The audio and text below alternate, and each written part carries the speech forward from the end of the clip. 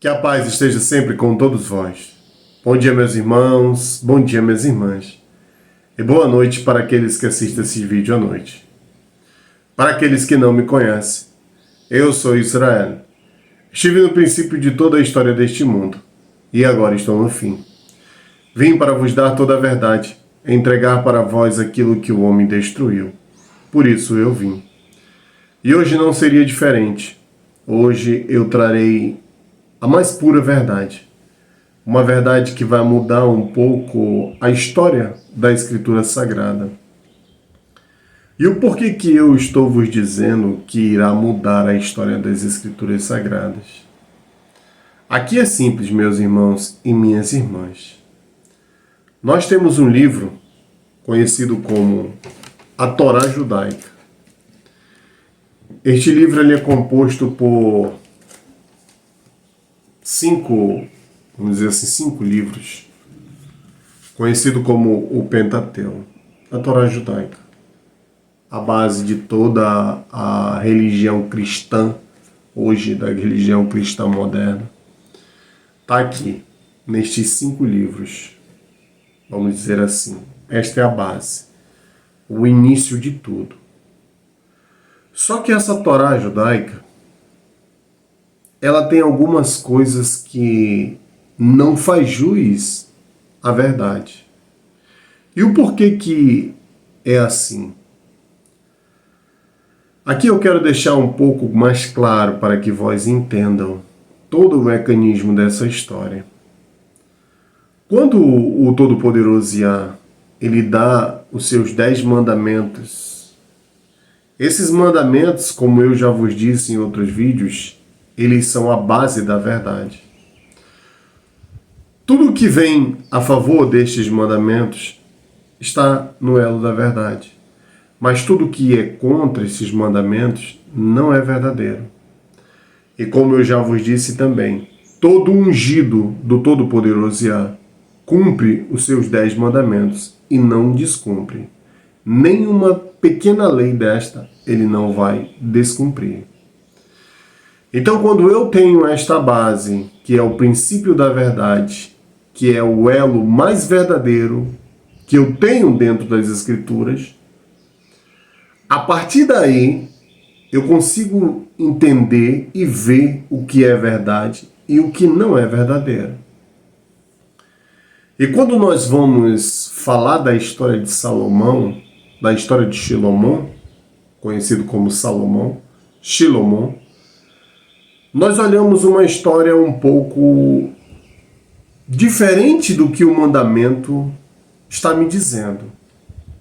E aí nós não compreendemos, vemos um templo sendo levantado, um templo do Todo-Poderoso, e daí para frente se cria-se toda essa história que hoje nós conhecemos como uma história sagrada. Mas será que foi assim? Será que realmente esse templo era o templo do Todo-Poderoso? O primeiro ponto para entendermos a história de Shilomon, ou Salomão como é conhecido, é saber se Shilomon era cumpridor da lei divina, como está descrito nos 10 mandamentos. E quando vamos observar a sua história, nós nos deparamos com todo tipo de quebra de mandamento por parte de Shilomon. Mas para entendermos ainda mais, devemos observar em que época se desenrola sua história. O período conhecido como Salomônico está no século IX, antes do Mashiach, ou seja, mais precisamente, 970 AC a 930 AC.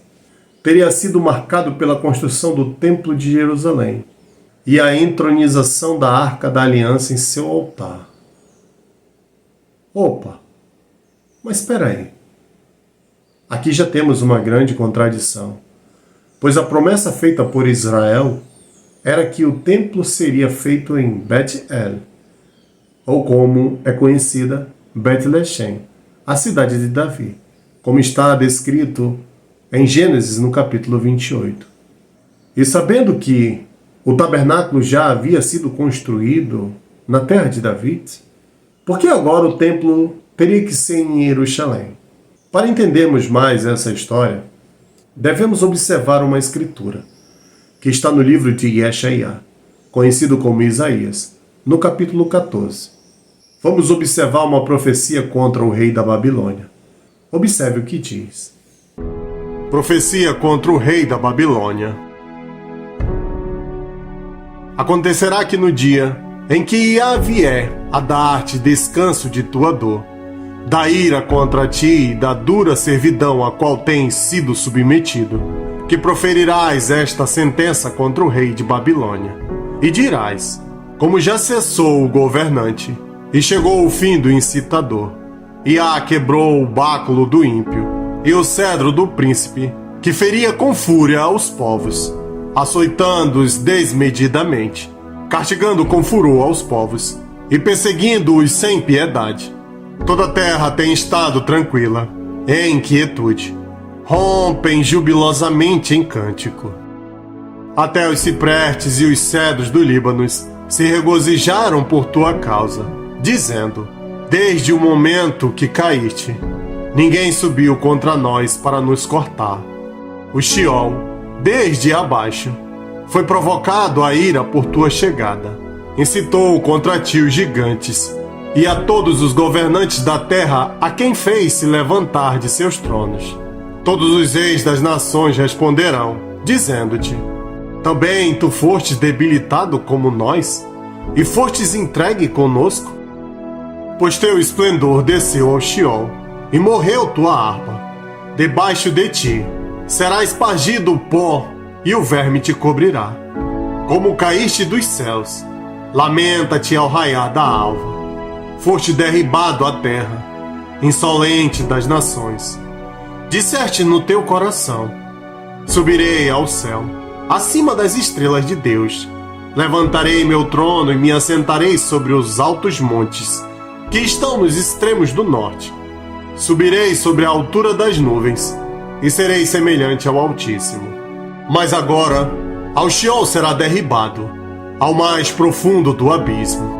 Todos que te virem te contemplarão à distância, e refletindo acerca de ti, dirão: é este aquele que tratava cruelmente a terra, que fazia estremecer os reinos, que assolou a terra habitada convertendo-a num deserto, que derribou as cidades e a seus prisioneiros nunca livrou?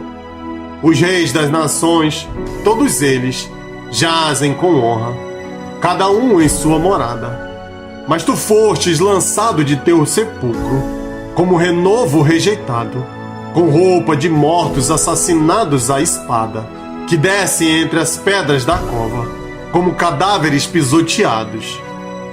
Não te alegrarás junto com eles no sepulcro, pois corrompestes tua própria terra e matastes teu povo. Jamais se levantará a semente maligna. Que seus filhos estejam preparados por causa da iniquidade de seus pais. Não seja que se levantem e possuam a terra e encham a face do mundo com guerra. Eu me levantarei contra eles, declara Iá, o Senhor dos Exércitos. E farei que cesse o nome de Babilônia, sua descendência, sua raça e sua geração, declara Iá. Eu a converterei em possessão para buchos e em águas estancadas, e a varrerei com vassoura de devastação, declara Iá, o Senhor dos Exércitos. E agora, para entendermos de quem se trata esta história, devemos saber o significado da palavra Babilônia. De onde surge? Babilônia era um nome grego procedente de Babel, ou, em hebraico, Bavel, cuja sua raiz significa confusão, ou rebeldia contra Deus, como está descrito em Gênesis, no capítulo 11, no versículo 9. Babilônia não era o nome de uma cidade. Babilônia é uma nomenclatura usada para todo o povo que é contra algo, ou seja, contra Deus. E essa nomenclatura ela é usada também nesta profecia. E para me entender essa profecia de Yeshaya com profundidade, eu tenho que entender em que tempo acontece esta profecia. Em que tempo Yeshaya escreveu essa profecia, para que eu saiba quem é essa Babilônia da qual Yeshaya está falando. E quando eu vou observar de quem é esta profecia, eu encontro o reinado do rei Shilomon. Opa, peraí, como assim? Muitos de vós agora irão dizer, como assim, meu irmão? Quer dizer que essa história que está escrita no livro de Yeshaya, ou seja, de Isaías, no capítulo 14, refere-se a Shilomon, mas Shilomon não era um homem ungido de Deus? Não foi Deus que deu sabedoria a Shilomon? Nunca foi, meus irmãos. E minhas irmãs, nunca foi. Este templo que o Shilomon ele constrói não era para o Todo-Poderoso Yah, não era. Esse templo ele é, vamos dizer assim, consagrado ao Rei das Trevas. Não, meu irmão, não é isso. Observe o que Salomão fala no livro de Reis, no capítulo 8, no versículo 12 ao 13. Ó Eterno, disse que habitaria nas trevas espessas, mas eu te construí uma casa para morada, assento para a tua eterna habitação. Uou, como assim? Morava em trevas espessas? Não. Esse não é o Todo-Poderoso Yah. Todo-Poderoso Yah habita com a luz, como é descrito no livro de Daniel, no capítulo 2, no versículo 22. Ele habita com a luz e não em trevas espessas. Uou, peraí. Então aqui nós temos um elo que separa o que é santo do profano. E o porquê que eu estou vos dizendo isso? Porque aqui é simples de nós entendermos toda essa história. Mas para mim entender a história de Shilomon com profundidade, eu tenho que saber, como eu já vos disse, se Shilomon cumpriu ou não os mandamentos do Todo-Poderoso Yah. E quando eu vou me deparar com o início da história de Shilomon, se inicia ele matando o seu próprio irmão. Uou, que? Como assim? Adonias. Quem era Adonias?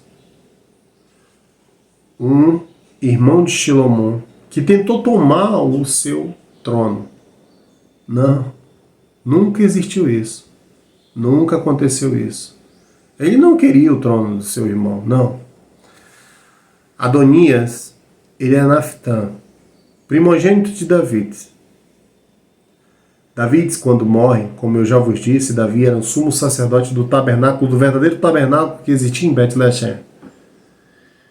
Quando Davi morre, ele consagra Naftã. Naftã passa a ser o nome Adonai-Yah.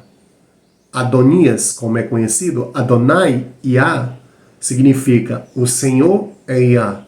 Adonai, Senhor. O Senhor é Yah. Uou. E agora ele ganha esse nome. Adonai-Yah. Quem era Adonai? Adonai-Yah. Um filho de David, que foi consagrado a sumo sacerdote do tabernáculo que existia em Bet-Lechem, aonde foi feita a promessa de Yaakov, que lá, conhecido como Jacó, que lá seria o tabernáculo. Lá estaria o tabernáculo. E assim foi feito. E agora, o porquê que Shilomon decide criar um outro tabernáculo, ou seja, um templo, lá em Bet-Lechem, ou lá em Jerusalém? Opa, peraí. E aqui é quando vem a coisa contrária. Já não era mais isso. Mas por que que Salomão traz essa raiz? De onde ele traz essa raiz? De onde nasce essa raiz dentro do coração de Shlomo? Aqui é fácil de nós entendermos, meus irmãos e minhas irmãs. A esposa de David, conhecido como Mical, que é filha de Saul, ela era idólatra. Toda aquela parte de Canaã, tudo aquilo ali era do povo de Ham, ou seja, de Cã, como é conhecido, filho de Noé. Todo o Egito, Israel não existia. Era uma cidade só, era um povo só, Canaã. Egito era a cidade principal, mas todas as terras ali pertenciam ao Egito. Egito era vamos dizer assim, a capital, mas todas as terras são de Cã, de Chã, de Ham, que era filho de Noé, que ele é o pai do Egito. Então toda aquela região ali é Canaã, como é conhecida por muitos. E aí, é essa raiz que nasce do Egito, que é transmitida a todo este povo ali. Então todos os povos ali eram povos que não eram monoteístas, e sim politeístas. Eles tinham vários deuses. Eles adoravam vários deuses. E foi nesse berço que nasce Jerusalém. Não, meu irmão, não é. É simples de nós entendermos. Pega aí o livro Ezequiel, ou seja, Ezequiel e Ezequiel, capítulo 16. Veja o nascimento da famosa Jerusalém. De onde ela nasce? Como que ela nasce?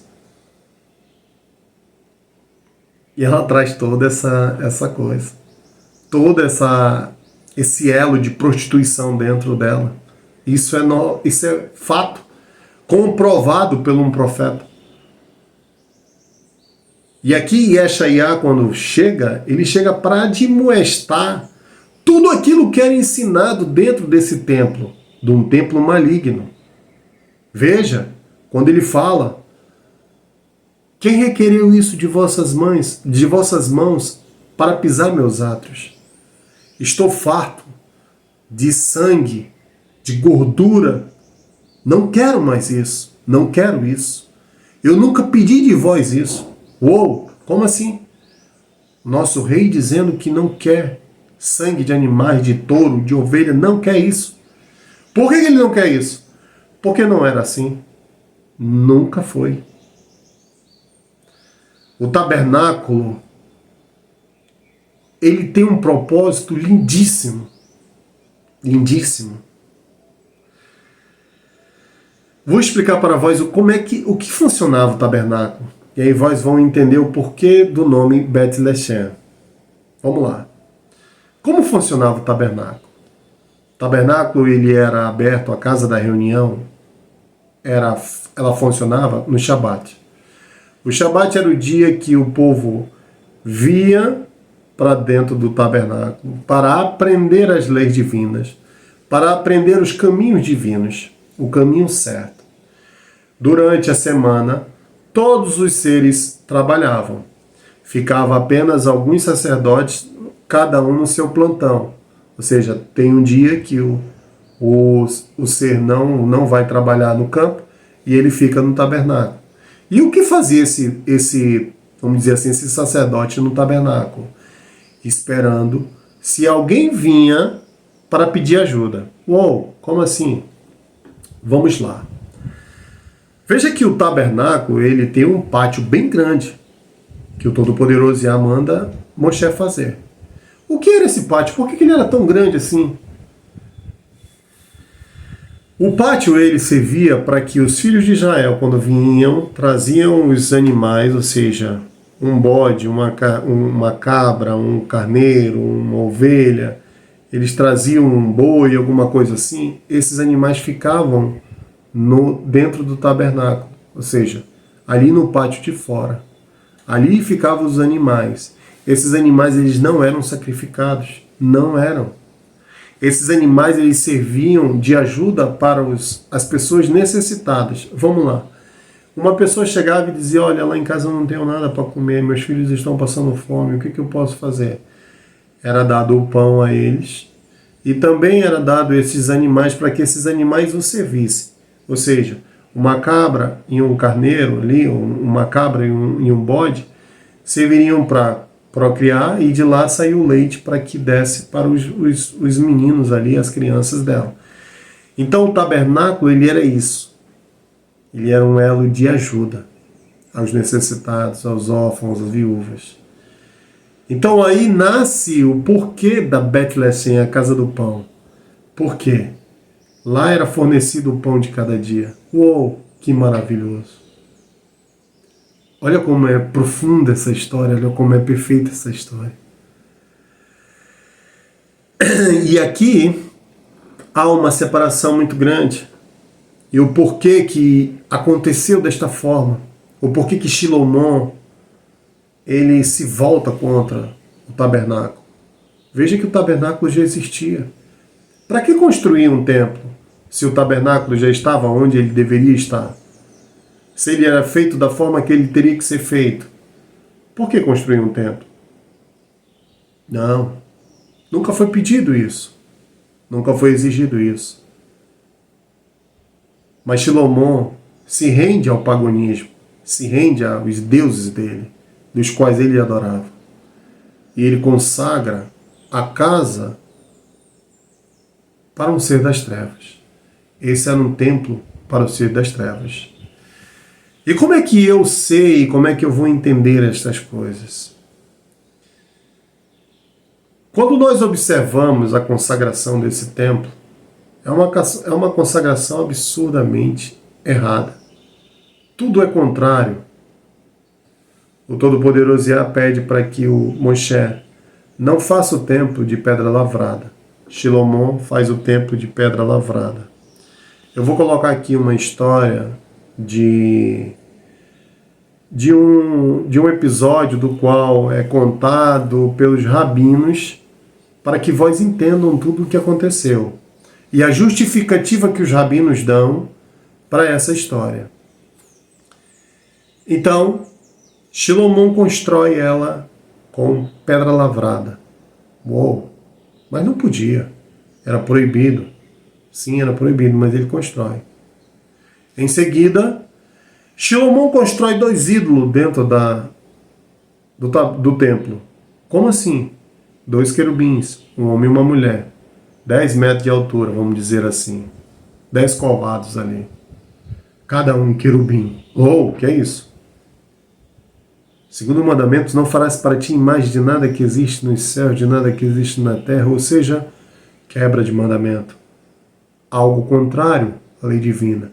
Não, meu irmão, mas Moisés também fez os querubins em cima da arca. Não, nunca foi feito esses querubins em cima da arca, nunca foi feito. Isso aqui foi criação de Shilomon. E vós vão entender o porquê. Como foi que aconteceu tudo isso. A Arca da Aliança, como é conhecida, quando ela foi pedida por Moshe, porque o tabernáculo ele é um pedido de Moshe para o Todo-Poderoso Yah, para que o povo dali, o povo dele, que estava com ele, que não entendia a grandiosidade dos mandamentos, não compreendiam essa grandeza, Moshe pede para que ele ensine eles de uma forma diferente. E como eles eram muito carnais, eles tinham muito disso de templo, que eles queriam fazer templo, que eles tinham templo, que eles oravam dentro do templo. Moshe pede para que o Todo-Poderoso Yah faça com que ele possa fazer desta forma. E depois, quando fosse mais tarde, que eles tivessem capacidade de entender ainda mais profundo as suas leis verdadeiras, assim o Todo-Poderoso Yah pudesse revelar para eles. Mas naquele momento, que ele pudesse permitir que ele fizesse dessa forma. E assim foi permitido. Mas aí o Todo-Poderoso Yah desenha o tabernáculo da forma que ele queria, para que fosse da melhor forma possível. Para atender da forma que eu já vos disse. Então, a Arca da Aliança, ela era um objeto de transporte. Mais nada. Ela não tinha querubim em cima dela, não. Quando o tabernáculo tinha que sair daquele local, o que eles faziam? Eles recolhiam todos os utensílios, colocavam dentro da arca e assim seguiam. Então não era algo santo, não era algo sagrado, não. Em cima do altar, o que tinha? As pedras da lei. Essas são as coisas que estavam em cima do altar. Não existia o altar de sacrifício do qual é descrito no livro, não existia. Nunca existiu. O sacrifício era meu. Eu fazia o meu sacrifício, ou seja, eu pegava algo meu e cedia a outro irmão. Isso é um sacrifício. Mas não de sangue. Não. O Todo-Poderoso Yah proíbe o consumo nosso de sangue. E como é que agora ele vai comer isso? Vai se alimentar disso? Não. Nunca foi assim. Mas aqui eu entendo qual é esse mecanismo. Por quê? Quando Naftã ele se consagra, quando Davi consagra ele, e ele vira o sumo sacerdote do templo. Quando Shilomon decide fazer esse templo das trevas, ele não poderia ter o templo do Todo-Poderoso Yah perante a ele. Por quê? Porque senão ele não prevaleceria. A luta de Davi contra Saul foi essa, a mesma luta de Shilomon contra seu irmão.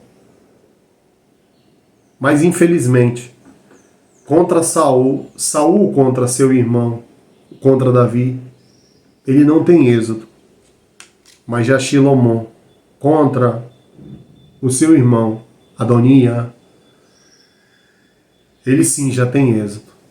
E ele mata o seu irmão, mata todos os sumos sacerdotes ali e arranca o templo que estava em Betlehem e traz para Jerusalém. E agora começa a profanação da lei. Tudo aquilo que estava escrito, tudo aquilo que era benéfico e era sagrado, Shilomon profana. E por isso vós vão ver dentro da Torá todo esse sacrifício de sangue, Moshe sacrificando, matando, Abraão tentando sacrificar seu filho, isso e aquilo. Então, todos esses mecanismos que nós vemos de iniquidade dentro das Escrituras foram postos por Shilomon. E agora nós vamos entender o porquê de tudo isto. Com o vídeo que vós irão assistir agora, vós irão compreender ainda mais profundo o que foi que aconteceu e o porquê que aconteceu tudo isso. Observe o vídeo. O rei Salomão é um dos personagens bíblicos mais controversos. Muitas pessoas ouviram falar do aprisionamento, do contato do rei Salomão com demônios. Isso realmente aconteceu ou não? Isso, na verdade, também vai dar luz à história do rei Salomão em algumas partes muito complicadas. Então vamos lá. O rei Salomão, quando ele estava no 4º ano do seu reinado, ele decide construir o grande templo de Jerusalém. Até esse momento havia o tabernáculo. Porém, no livro de Êxodo está escrito que ao construir o tabernáculo e, consequentemente, o grande templo de Jerusalém, não poderia ser utilizado o ferro, porque ele estaria profanando a obra que Deus pediu para ele. Isso está no livro de Êxodos explicitamente. O rei Salomão, então, ele se depara com um enorme problema. Como é que ele vai fazer uma construção de pedras e ele não vai usar o ferro para cortar essas pedras? Porém, nós temos na Bíblia... Você vê que aqui já há um elo de contra a vontade do Todo-Poderoso. Porque se o Todo-Poderoso disse que não era para fazer dessa forma, por que ele queria fazer assim? Então, há algo contrário. E por isso nós entendemos o elo babilônico. Mas vamos mais à frente. Bíblia, algo semelhante. Quando Moisés faz o peitoral, ele também recebe ordens específicas que os cortes do peitoral para entrar as 12 pedras, eles têm que ser feitos cortes para encaixar, mas você não pode perder nada do peitoral. Moisés chega para Deus, como eu irei fazer isso? E Deus revela para ele a existência de uma pequena criatura chamada Shamir, uma espécie de um inseto capaz de cortar qualquer material, qualquer rocha, e na verdade ao cortar ele come aquilo que ele cortou, então o corte fica perfeito. E o rei Salomão, ao lembrar do que fez Moisés, ele aqui tem a solução do seu problema. É interessante, nós temos um vídeo no canal sobre os animais bíblicos, quando eu explico ainda mais sobre o Shamir. Veja bem, o rei Salomão então, ele fala onde nós vamos encontrar o Shamir.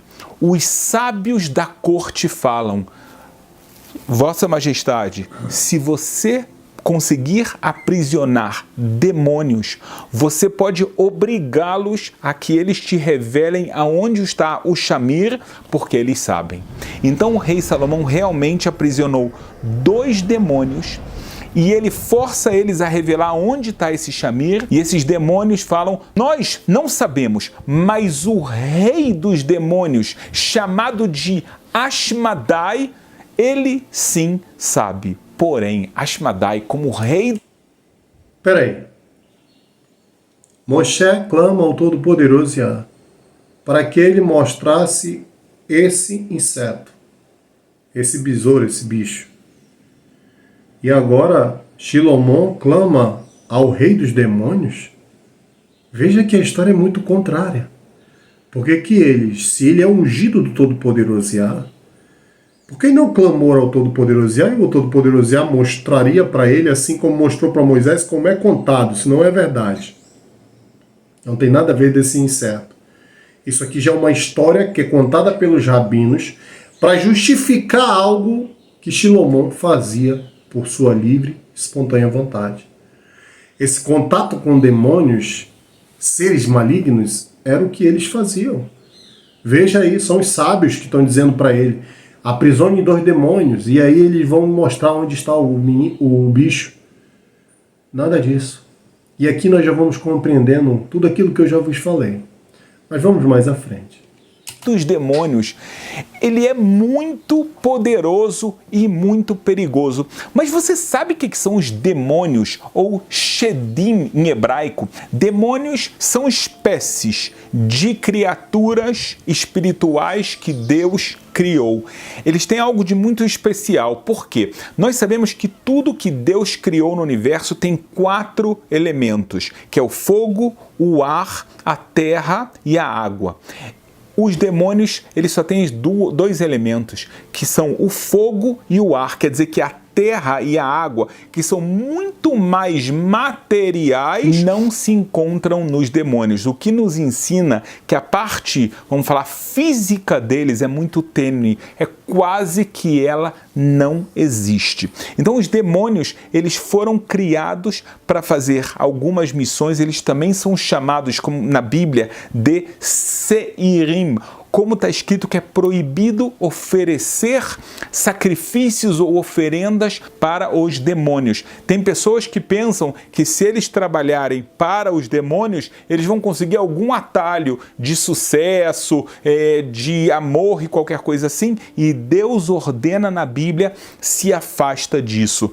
Por que o nome deles na Bíblia é Seirim? Isso vem da palavra cabelo. A pessoa que vê um demônio, ele ficaria com cabelo em pé. Agora imagina só ver o rei dos demônios. É interessante também que em hebraico se utiliza a palavra shed, porque vem da palavra shadud. Eles vivem em lugares como desertos, lugares que não são habitáveis normalmente as pessoas. Eles estão afastados de todos, e a missão deles pela parte de Deus é fazer com que a pessoa seja castigada pelos seus pecados. Então eles são considerados também como anjos de destruição. Os demônios, eles têm algumas características. Isso aí não tem comprovação nenhuma da verdade. Nenhuma da verdade. Esses seres, eles convivem no meio dos outros seres, no meio da gente. Convivem. É simples. É muito simples, como eu já vos mostrei. Basta você ir numa casa dessa de espíritos malignos e a invocação deles é imediata. Eles invocam eles aparecem, ficam ali, comem, bebem, fumam, fazem tudo o que querem e depois partem. Eles não vivem no deserto. E não são criações feitas pelo Todo-Poderoso Yah. Não são. Não são criaturas criadas por ele. Não. São criaturas criadas por si próprias. Como assim, meu irmão? Esses seres são seres que viveram nesta terra e depois da sua morte desencarnam e se transformam em espíritos malignos e ganham esse nome de demônios. Não trabalham para o Todo-Poderoso Yah, não trabalham para ele. Eles trabalham para os reis das trevas. Esse ser do qual o Rabino fala. É para ele que eles trabalham, não para o Todo-Poderoso. Não. Eles são limitados, eles não têm acesso aos mundos celestiais. Não têm. Isso é provado nas Escrituras. Aqueles que estão aí não podem subir para cá, e nem os daqui podem descer para lá, a menos que seja permitido pelo Todo-Poderoso Yah os daqui descerem para ele. Isso é fato. Então, o que ele fala aí não procede da verdade. Eles não ficam em desertos, não, eles ficam no meio da gente, influenciando a gente a tomar decisões erradas, tomar caminhos errados. Então, isso não procede da verdade. Mas vamos mais à frente. Características muito interessantes. Uma delas é que eles são capazes de saber o que vai acontecer no futuro e, além disso, espiritualmente eles conseguem ir atrás do Paragod, que é uma cortina completamente espiritual da onde saem os decretos de Deus. Então eles têm conhecimentos que os seres humanos não têm.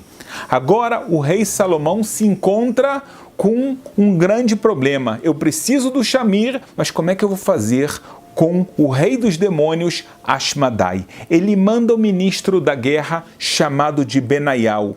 Benaial descobre que esse demônio ele se encontra realmente muito afastado em montanhas e ele tem um reservatório de água. Ele fecha esse reservatório exatamente para ninguém contaminá-lo.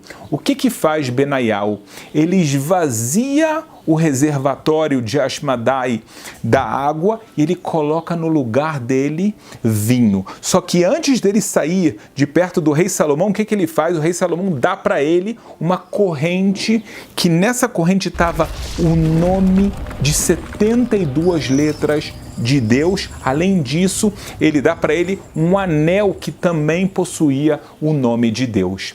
Então vai Benaial, ele faz isso, ele troca a água por vinho. Então tem algo físico que o demônio tem necessidade. Para entender melhor, a gente tem um vídeo no canal sobre demônios, que eu explico exatamente essa parte física que o demônio tem necessidade. Então ele precisa beber. Agora ele vai no seu reservatório, lá não tem mais água, só tem vinho. E ele sabe o perigo que é o vinho. Porém, quando ele fica com muita sede, ele acaba bebendo do vinho, acaba passando da conta por causa da sede que ele ficou esperando, sem querer beber o vinho, e agora ele dorme. Nesse momento, Benaial, ele joga a corrente em cima de Ashmadai, prende ele. Quando Ashmadai desperta, ele vê que ele está aprisionado, ele tenta se soltar e Benaial fala: você não pode quebrar essa corrente porque ela possui o nome de Deus. Nesse momento, Ashmadai, o rei dos demônios, ele acalma. Ele sabe que ele não pode, ele é um enviado de Deus. Quebrar a corrente com o nome de Deus é um pecado gravíssimo que ele não pode fazer. Então, Benaial leva Ashmadai até o rei Salomão. É curioso que no caminho Dessas montanhas até o Palácio Real, acontecem alguns acontecimentos. Por exemplo, ele vê uma pessoa cega que estava no caminho e ele estava errando o caminho, ele podia chegar num lugar perigoso.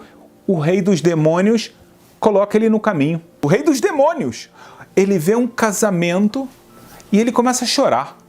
Por outro lado, quando ele vê uma pessoa que pede ao sapateiro, eu quero que você me faça um sapato que vai durar 7 anos, ele começa a rir. E ele até vê um mágico que está fazendo mágicas e ele também ri desse mágico. Benaial não entende nada, mas leva o Ashmadai, o rei dos demônios, até o rei Salomão. Ao chegar lá, Salomão não vai vê-lo imediatamente.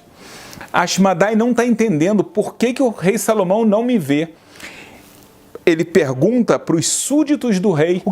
Impressionante isso, né? Como é que pode... Como ele conseguia ver? Como ele conseguia aprisionar? Levando, vendo todos esses episódios, essas coisas acontecer. Ou seja, o demônio agora virou bonzinho. Esquisito isso, né? Mas essa é a fantasia que foi contada.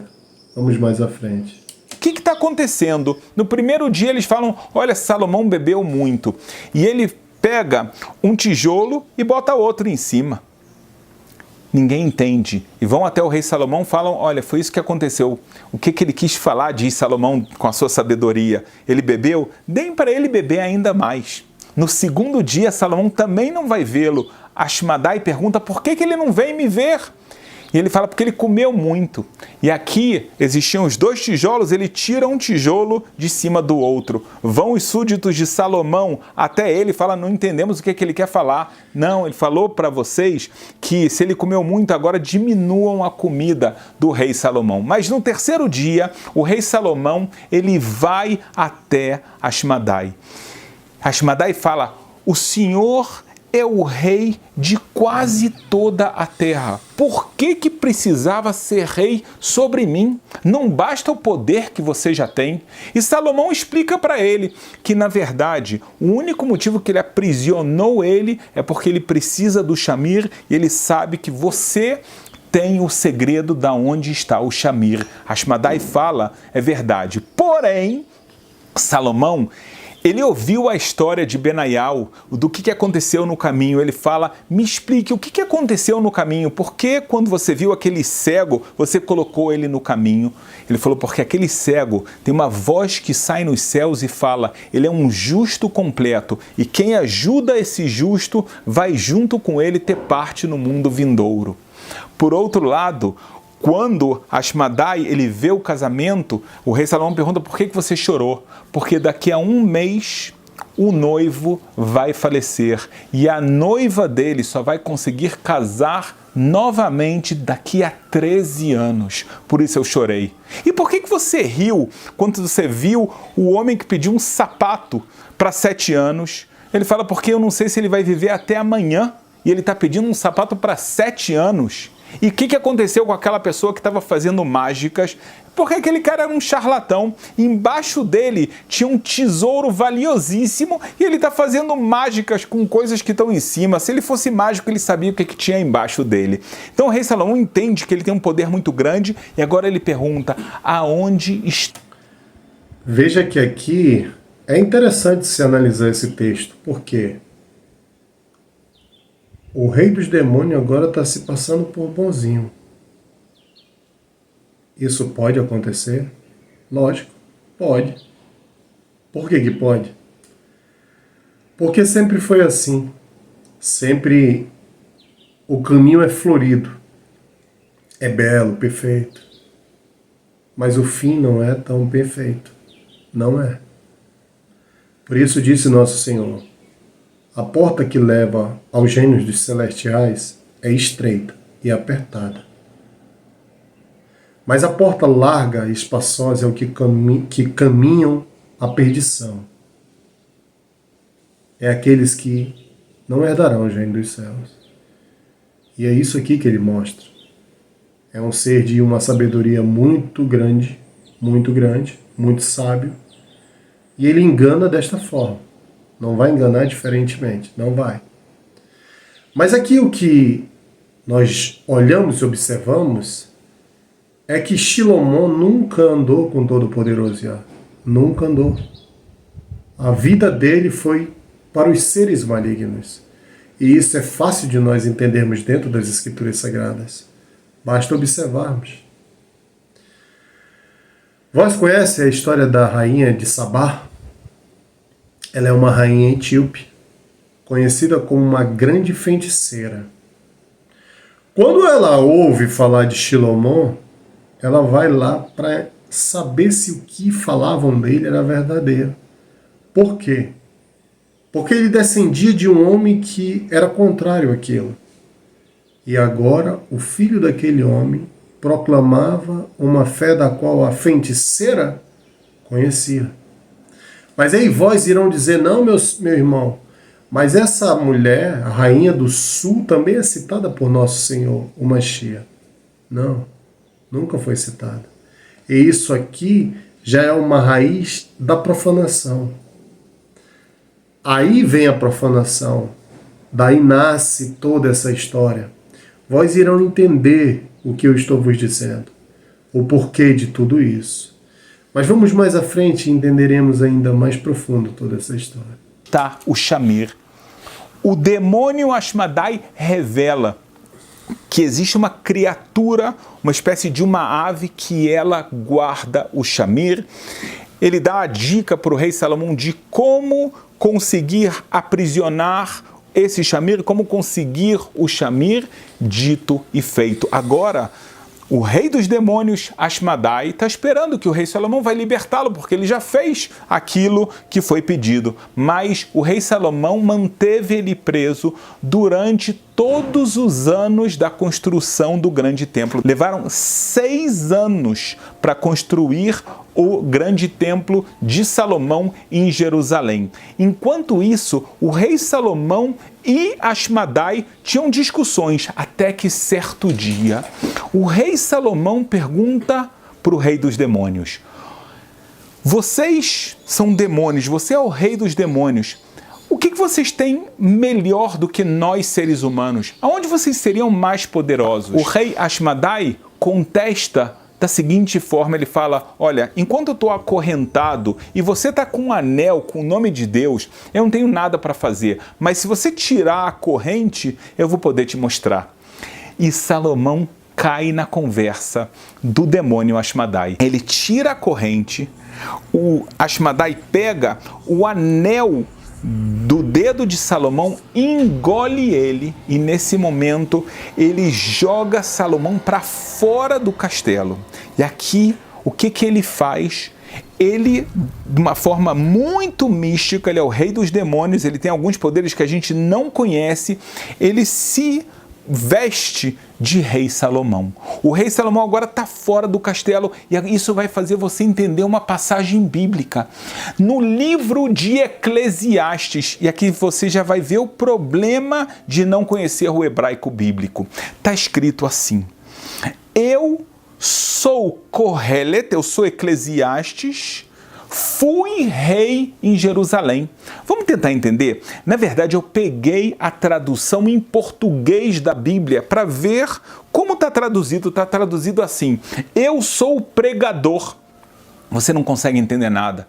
Pessoal, a palavra Kohelet em hebraico vem da palavra kahal, congregação. Vem da palavra de reunir algo. Eu sou o rei Salomão, que reuni muita sabedoria, como ele fala no livro de Kohelet de Eclesiastes, e eu reuni as pessoas para ensinar a elas essa sabedoria. Esse é o nome, então, quando está escrito, eu sou Kohelet, eu sou Eclesiastes, eu sou, não é pregador. Você tem que entender corretamente. Eu sou o rei Salomão e com esse nome, e eu fui rei de Jerusalém. Sim, nesse momento ele perdeu o reinado, porque quem está se fazendo passar por ele é exatamente Ashmedai.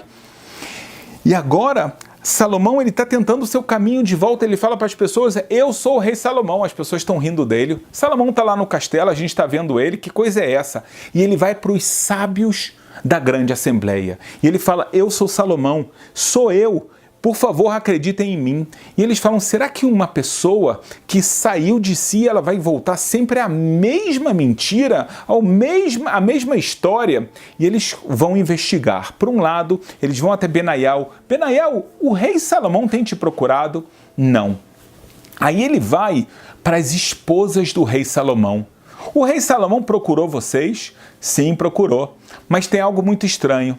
Ele tem relação com a gente, inclusive enquanto nós estamos impuras. Nesse momento, os sábios entendem quem é realmente o rei Salomão.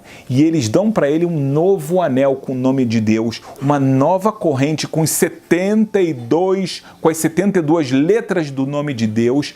E nesse momento, Salomão volta para o castelo e quando Ashmadai vê ele com a corrente e com o anel, ele foge, ele escapa, ele não quer ver o rei Salomão porque ele sabe que ele tem um oponente à altura, ainda mais depois agora de tudo que ele fez.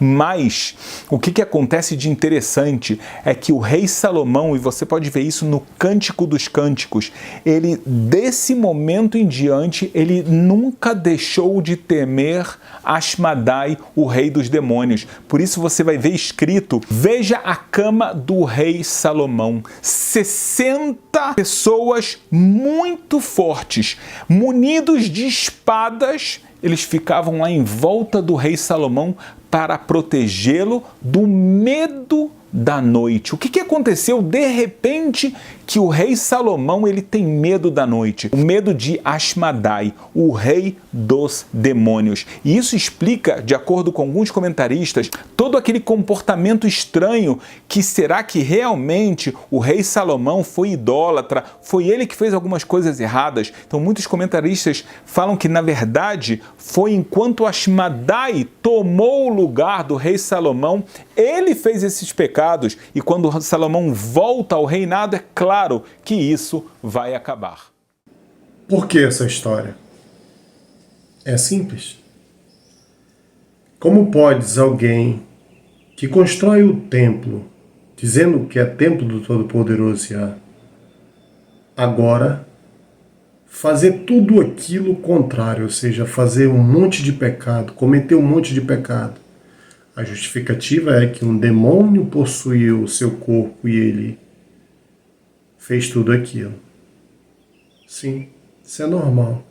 Aquele que serviu a eles, serviu os seres de trevas, terá trevas sobre a sua cabeça. E aí você entende todas essas escrituras. Mas como eu sei com mais profundidade tudo isso? Se isso verdadeiramente é verdade. Quando nós pegamos o livro do Apocalipse, no capítulo 12, nós vamos entender um pouco dessa história. Observe o que está escrito. Depois um grande sinal apareceu no céu. Uma mulher vestida de sol com a lua debaixo de seus pés e uma coroa de 12 estrelas sobre sua cabeça. E estava grávida e gritava por causa das dores de parto. E estava sofrendo para dar à luz. Depois outro sinal apareceu no céu. E eis um grande dragão de fogo, que tinha 7 cabeças e 10 chifres, e sobre suas cabeças 7 diademas. A sua cauda arrastou a terça parte das estrelas dos céus, e a lançou sobre a terra.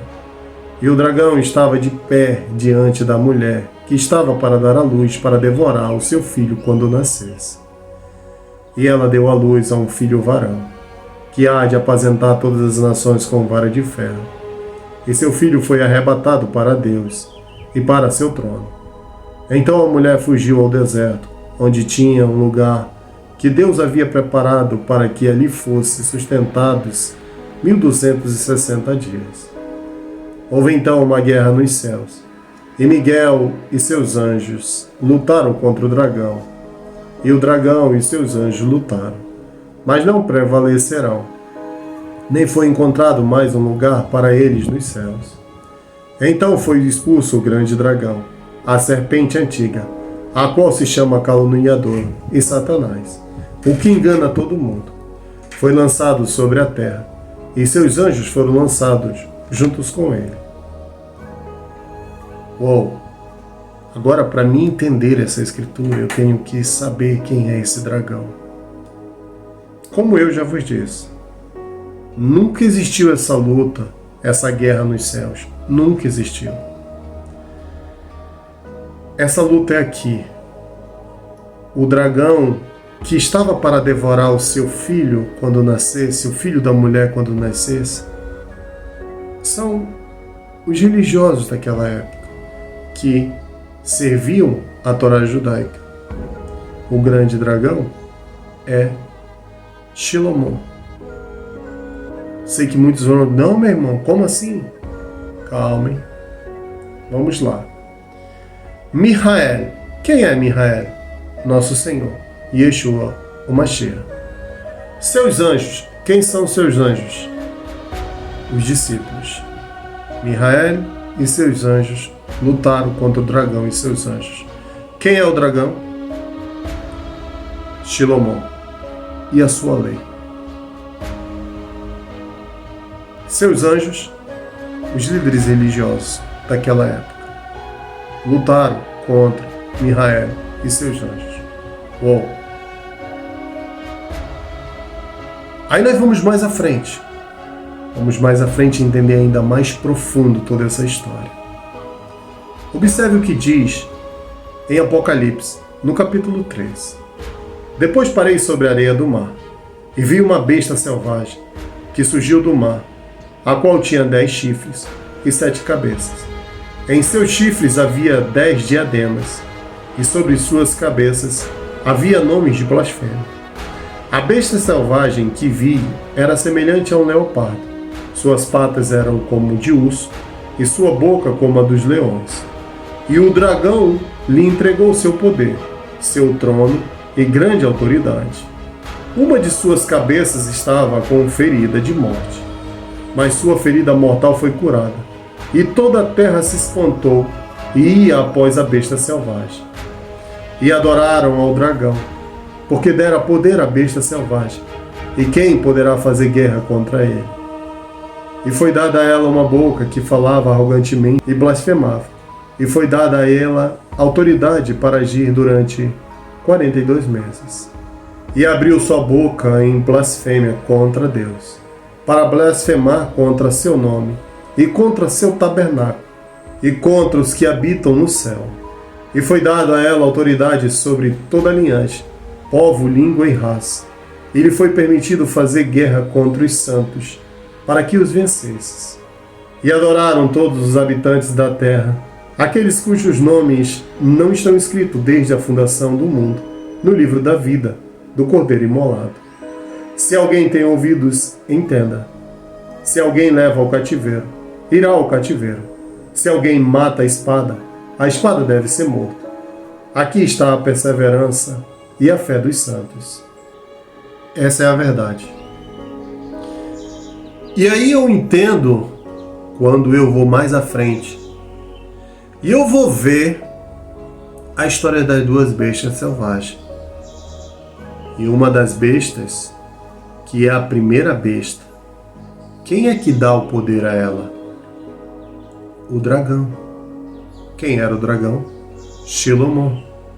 De o que procede, ou seja, o que procede de Shilomon? Um reinado. E uma lei profanada. Essa besta pega o poder que tinha este dragão e agora adota para ela.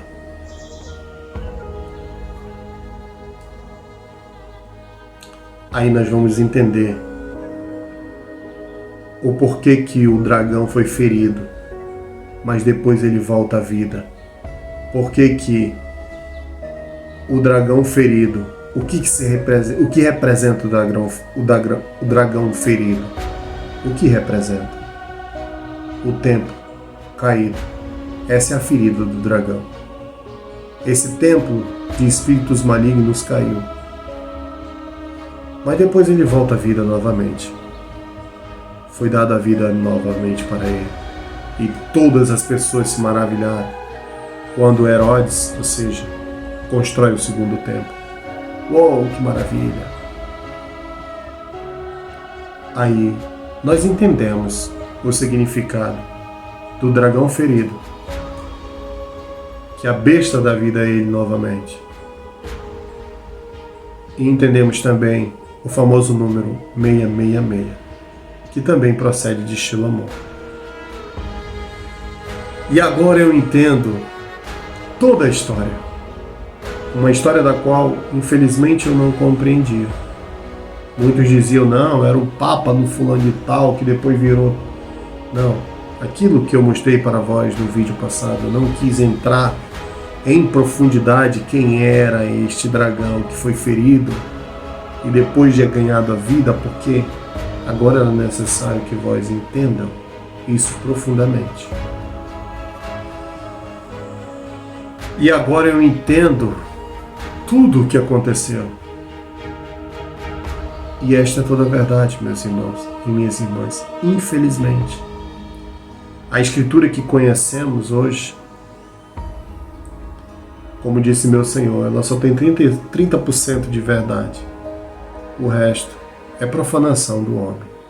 Mas como eu vos disse, eu vim para vos trazer a verdade.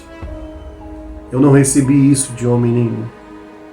Tudo o que eu sei, meu Senhor me ensinou. E o caminho que eu sigo é o caminho da verdade.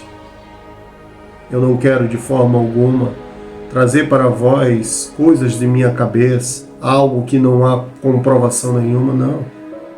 Tudo que eu já mostrei para vós aqui nesse canal, eu provei para vós. Tudo. Quando eu vos disse que a terra prometida ao povo de Israel era a Amazônia, as pirâmides são comprovações disso. Eles foram os únicos povos que fizeram pirâmides. E aqui eles constroem elas novamente. E isso aqui nada mais é que uma adoração pagã que era exercida dentro, ou seja, do Antigo Egito. E por isso o problema das, vamos dizer assim, da Babilônia, ele acontece tudo aqui. É quando os homens se voltam a outros deuses e vão servir a outros deuses. Os deuses dos quais eles serviam lá no Antigo Egito. Por isso que vós vão ver aqui o povo asteca, maia e inca servindo ao Deus Sol, o mesmo Deus que era servido lá dentro do Egito, o Deus Oro. Toda a escrita, a mesma escrita, maia, asteca e inca, o modo de contar deles é o mesmo dos egípcios. Então, isso aqui é prova verídica do que eu vos disse.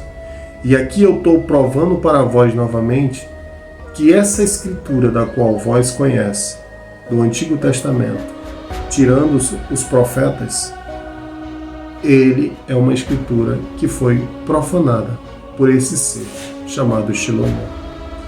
Mas eu não consigo compreender desta forma, porque eu estou cego nas minhas doutrinas. Mas quando a gente observa dessa forma, fica muito mais claro de entender tudo isto. E aí está. Por que pedir favor a um demônio se eu posso pedir ao Todo-Poderoso? Aquele que criou pode me servir, pode me ajudar a fazer as obras que eu devo fazer. Não faz jus isso. Não tem nexo com a verdade. Mas o porquê que cria essa história? Para esconder um pecado macabro, um elo macabro contra o Todo-Poderoso. Nunca foi e nunca será. E por isso nós vamos ler no livro do Apocalipse, quando o Todo-Poderoso diz que aquele que era, mas não é, e está preparado para descer ao abismo profundo. O que se assemelha e não é. E aí eu entendo tudo isso, que realmente é parecido, mas nunca foi e nunca será o tabernáculo do Todo-Poderoso.